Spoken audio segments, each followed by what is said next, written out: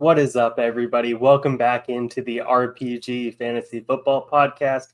We appreciate you joining us here in the Fantasy Football Dead Zone of July. Maybe you're watching this, a little bit later in August, getting ready for fantasy football season at work, Try not to finish in last, try not to have you just be the ridicule of the office.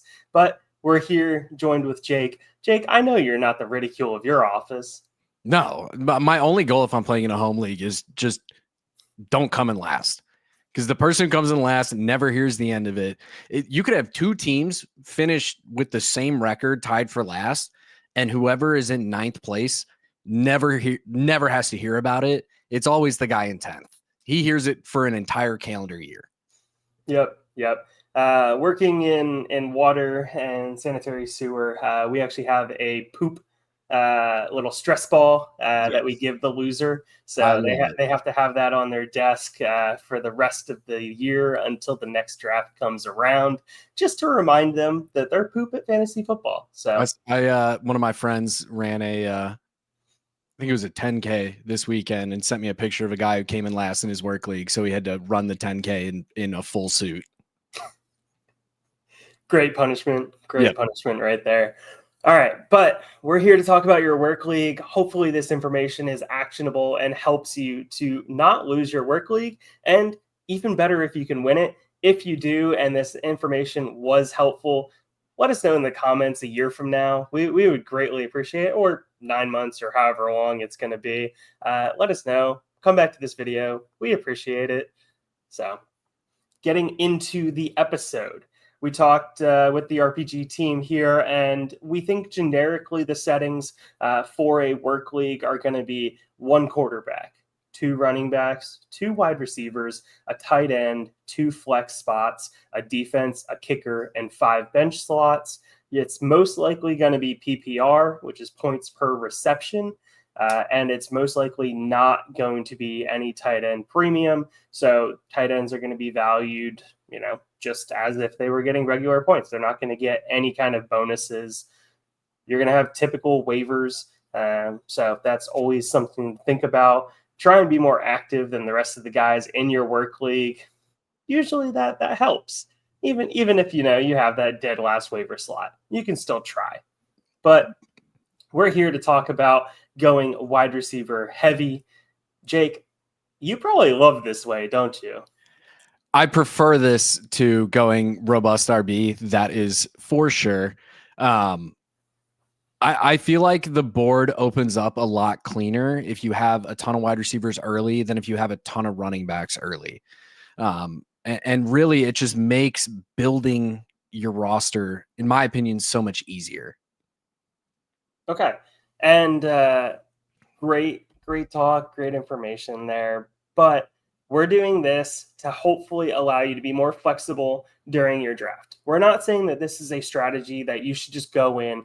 I am dead set on going wide receiver, wide receiver, wide receiver, wide receiver. We are saying with the volatility of a work league and never really knowing how ADP is going to impact that, how people are going to draft. Yeah, sure, you may have played with the guys a couple seasons, but wild cards, like they are straight wild cards when it comes to work leagues. So if you end up in a situation where you just ended up best position available was wide receiver each time you came up in the first 4 rounds, how do you navigate the rest of your draft? But going into it, we are assuming that, say they had the 6th pick in the draft, we're assuming that at 106, you went Justin Jefferson, who I still believe is the best wide receiver in football. Come and fight me about that. Whatever. Can't do it. You're correct. He is. All right, cool. 205, you end up going with A.J. Brown because he's just a mammoth of a man. You love how he looks catching that football, running after the catch, and you just fell in love with A.J. It's not that far ahead of his ADP, which is 18.9 using ESPN, and that's pick, and you get to watch him read books on the sideline after he scores touchdowns. It's awesome. There you go. Even better. I don't personally like to read, so watching other people read, great. Fantastic. Exactly. I'm in the same boat. My wife reads all the time. I read Twitter, Reddit, the internet. There you go. Then at 306, you end up having Drake London at that spot, current ADP 26, which is right in line with that pick right now. And then at 405, we had a little discussion pre-show. Jake and I differed on who to suggest here, but I let him win the argument, and we went with Jackson Smith and Jigba, which per ADP is a little early, but Jake has his reasons. I do. He could be the wide receiver one. I don't think so for clarity, some of the other guys who are right around there, Terry McLaurin, who definitely can be the wide receiver one in his offense, in a contract dispute right now, not even at camp. And I think, I don't know. I'm always been more skeptical than most on McLaurin, and I just kind of continue to be there. Your other options, Devontae Adams, who is going to put up wide receiver 1 weeks, but is, I think, dealing with more stout target competition in your Puka Nacua. I don't think Terrence Ferguson is any slouch coming in there as well. They have established guys like, Tutu Atwell's always going to take some targets for some reason. Tyler Higbee's probably still going to be kicking it around. There's going to be some dump offs to Kyron. Like, I just think most of the rooms are a lot more congested than JSN is going to have to deal with, especially with the departure of DK and Tyler Lockett. He's the guy now.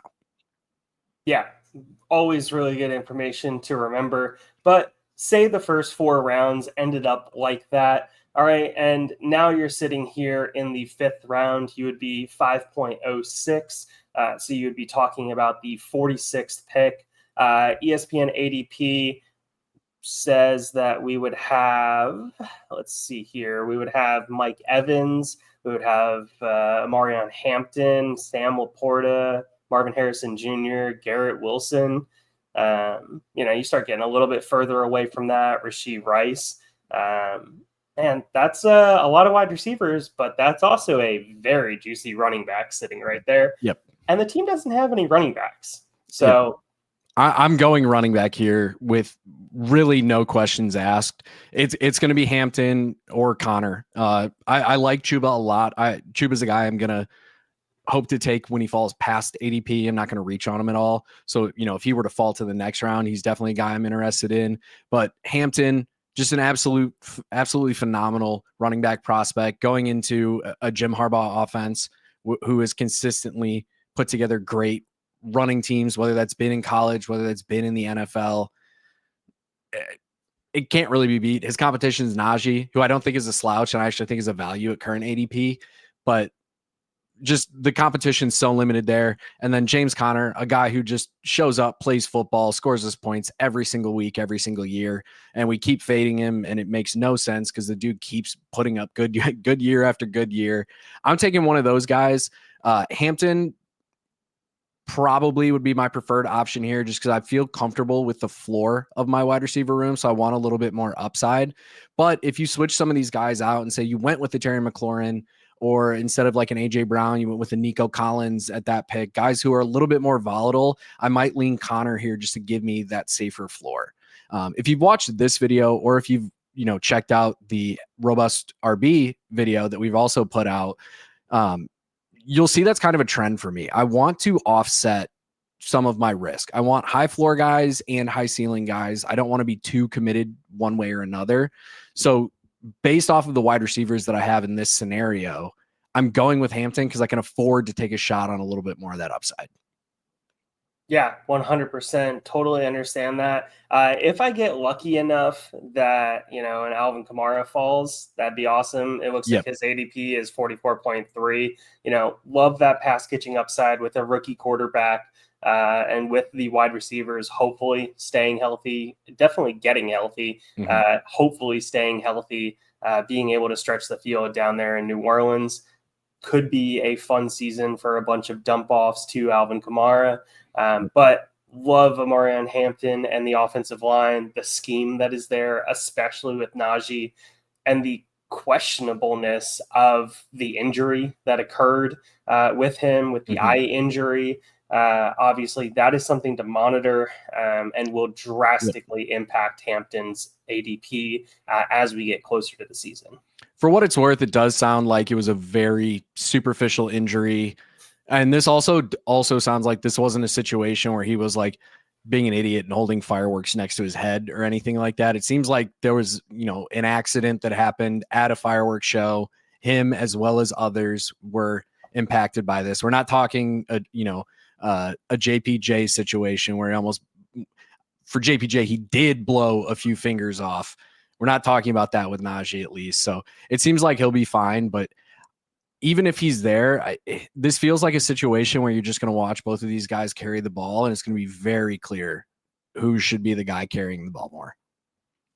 Sure, can completely understand that. And what do we want? We want to make fantasy playoffs, but once we get into fantasy playoffs, we want to be a force there. It doesn't matter if I'm first going into fantasy playoffs or I'm dead last going into that fantasy playoffs. As long as I make it, I got a chance. Exactly.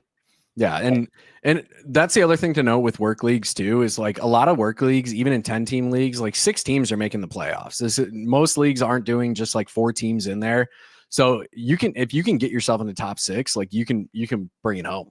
And if you're like me, coworkers have to buy you lunch. Yeah, we the last 2 seasons at work, we've had the 6th place team going into playoffs win it, and the 4th place team going into it win it. So that's been a little hard to swallow. But alas, moving forward, we started talking about the 5th round pick there and what that could potentially look like. 6th round pick that would put you a little bit later in the draft.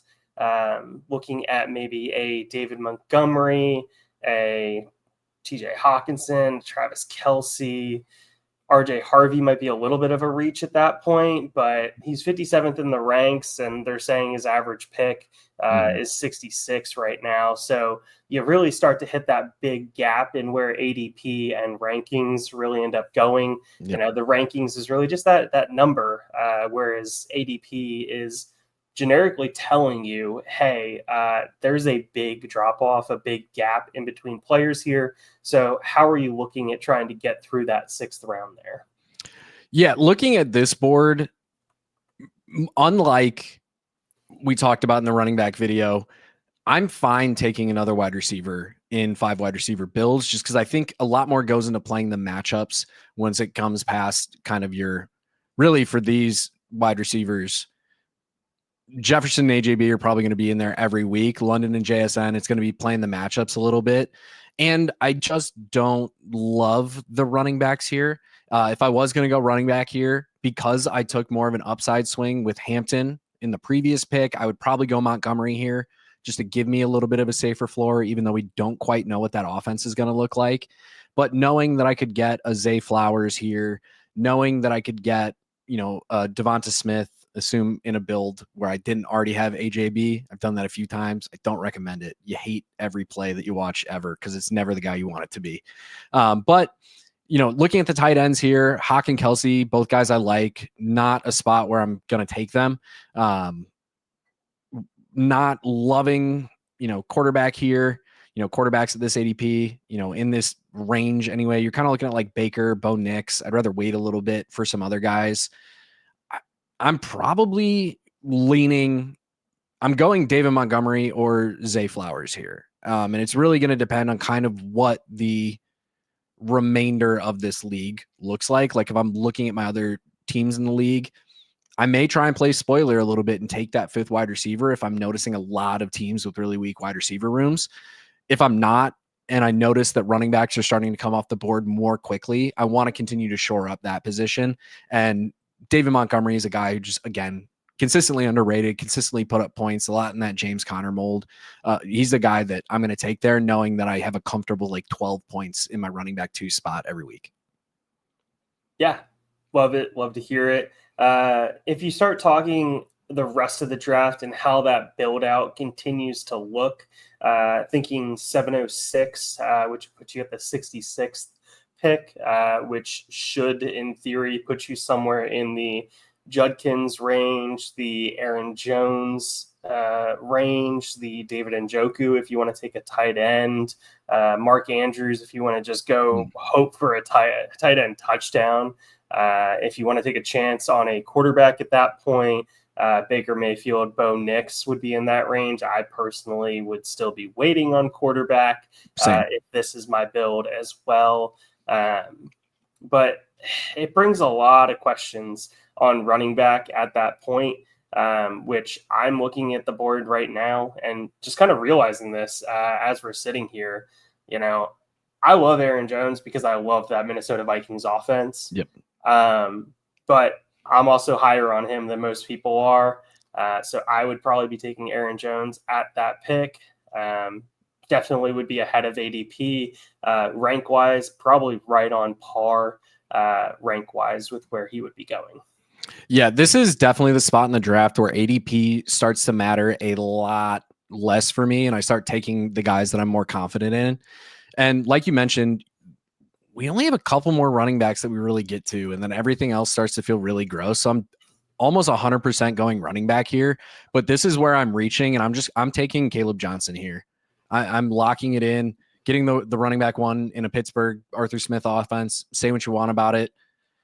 Say what you want about Caleb Johnson. I heard it all the time. Oh, the team opened up holes for him and he ran through them. Do you know how many times a year I have to hear about all the running backs that can't run through the holes that are open for him? You're telling me the guy has good vision? Thank you. I'll take him, especially on a good team with good offensive line, good blockers, even at the, especially at the tight end position. One of the tight ends on their roster literally has his Instagram bio that he's a sixth offensive lineman.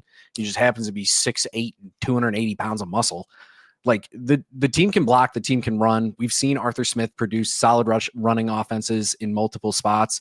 And again, I feel like I get a really solid running back floor here. I too like Aaron Jones. He's older. The injury risk is kind of always there with him at this point, especially when you factor in the age. So I go away from Jones a little bit. But I couldn't knock you if that was the pick here either. But for me, it's him or Caleb Johnson, and really nobody else in this range is giving me much interest. Mark Andrews is intriguing. I think people are very much overweighting his poor year last year. Just that car accident before the season was definitely much worse than it was led on, and he probably shouldn't have been playing those first few weeks. But even then, you watch a couple of those first games. It was I think it was that first game, he might have had like 2 targets all game, and everybody was like, oh, he's done. And it's like he also just saw the highest double and triple coverage rates of his entire NFL career. Like, yeah, that's going to happen. You're going to have some slow weeks when that happens. But yeah, I think running back gets so gross very quickly here that I think I just have to take another running back, because if I have at this point, this through 7 picks, I've got 3 running backs, 4 wide receivers. I feel really good about being able to be flexible again with the rest of my picks. And that's going to be a trend with any of these kind of team builds that you follow. If you guys check out the other videos that we put up, I want as much flexibility with my team during the draft as possible. I don't want to get shoehorned into any one thing. Yeah, so realistically, if you have 4 wide receivers, 3 running backs, you've already used up one of those bench slots. So you have 4 bench slots left to fill. You have a quarterback, a tight end, and a defensive kicker. Whether you want to fill those or not, I really don't care. Honestly, you could wait I'm not till the doing very it. first week and just see what ends up happening, see what filters through. So you have the expectation that you're probably going to have 1 quarterback, 1 tight end on your roster. So realistically, you're talking about having 4 more bench slots available. Running back gets disgusting very quickly after this. Maybe you take a shot on a Tony Pollard, with a rookie quarterback, a improved but still not good offensive line over here in Nashville with the Titans. Maybe you take a Travion Henderson and just say, hey, I'm going to stash him for later in the year when hopefully they're starting to go away from Ramondre Stevenson and be able to give Henderson some more big play explosive shots. Brian Robinson Jr., you want to talk about a low-end RB2 consistency? Yeah, that's Brian Robinson Jr. Nothing special by any means. Maybe you look at Travis Etienne saying that he's going to have a bounce-back season with Liam Cohen there. You start trying to take a chance on that Jacksonville backfield. But the thing to remember, in my opinion, if you're going this route, is you will have to be ready on waivers for when a running back goes down.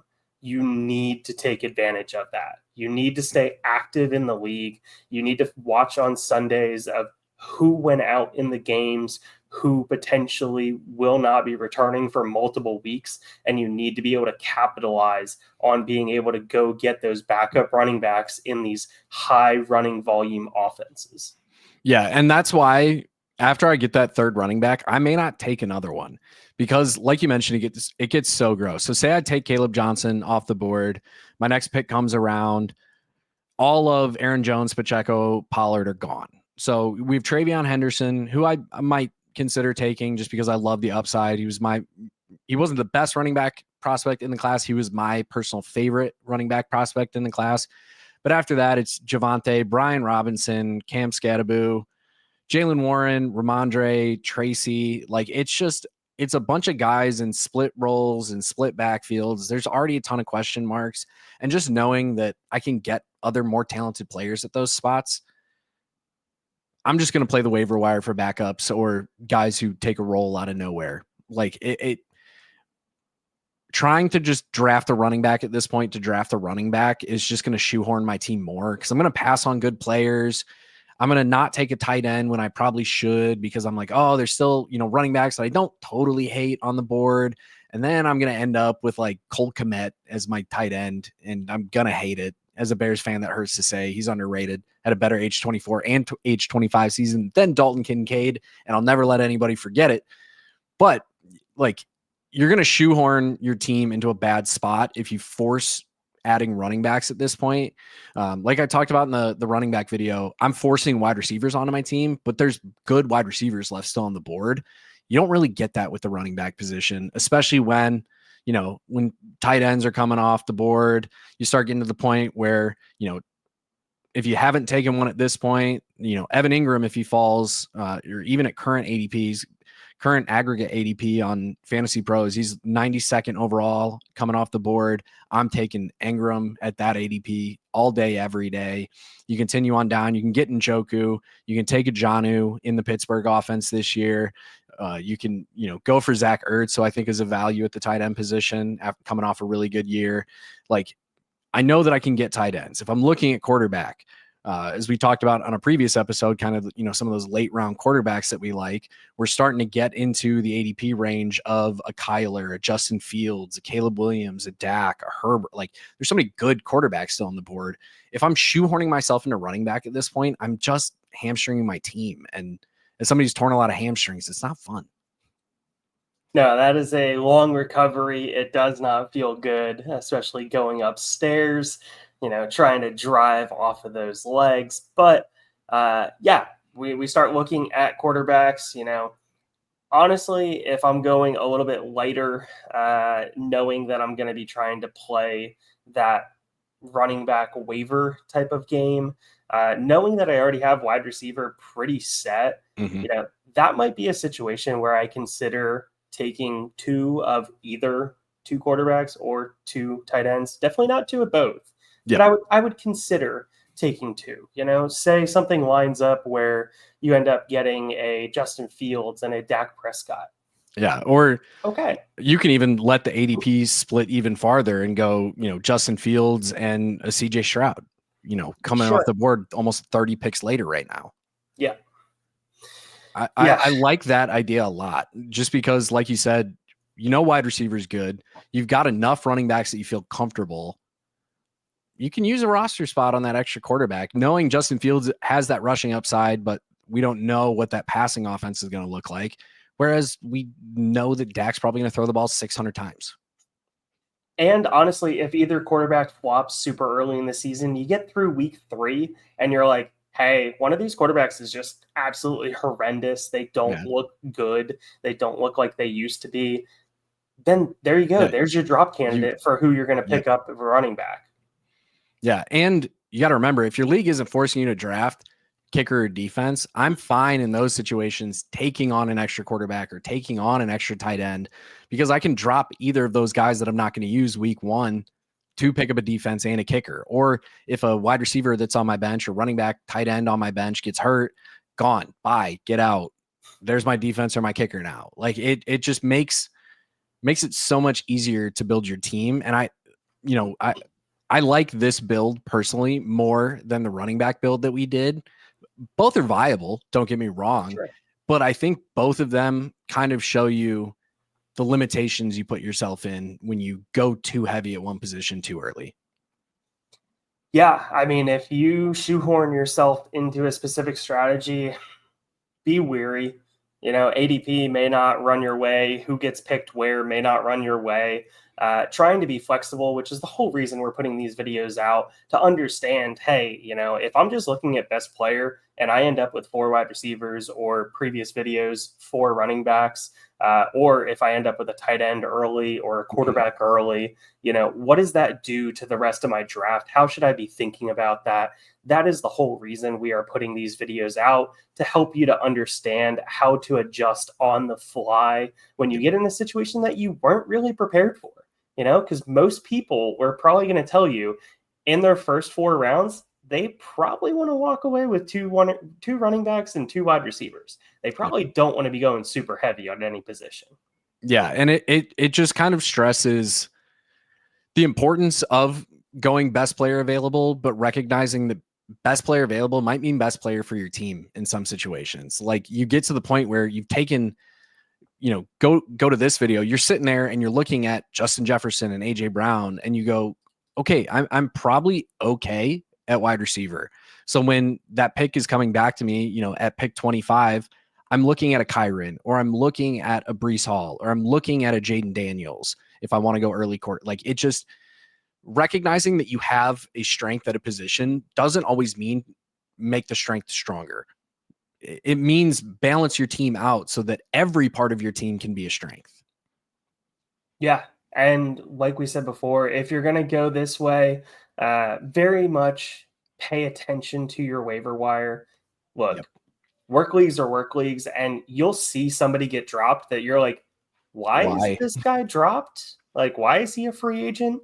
And you should be running to that free agent wire, to the waiver wire, to be able to put in that claim for him. But with that said, I think we've given pretty actionable information tonight, Jake. Do you have anything else to add for the listeners here? Everybody should, if you liked the content, make sure you like the video, scroll on down, hit that subscribe button. We do talk about magic and elves and goblins and stuff, but we are not magic. We cannot do this without the support of the people. So make sure you subscribe to that channel. And don't forget, birds are real. Don't listen to those people who tell you they're not. They're real. Yeah, don't listen to those people that don't know what they're talking about. We do know what we're talking about with fantasy football, so we appreciate you checking out the channel.